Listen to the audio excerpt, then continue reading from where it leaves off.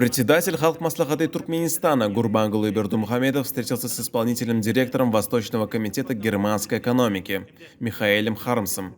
Национальный лидер туркменского народа особо подчеркнул, что одним из приоритетных направлений двустороннего взаимодействия является торгово-экономическая сфера. Отмечалось, что Туркменистан и Германия весьма эффективно сотрудничают в медицинской промышленности, сельском хозяйстве, банковском секторе, а также транспортно-коммуникационной сфере. Был также подчеркнут продуктивный характер взаимодействия нашей страны с Восточным комитетом германской экономики в налаживании партнерских контактов с немецкими компаниями.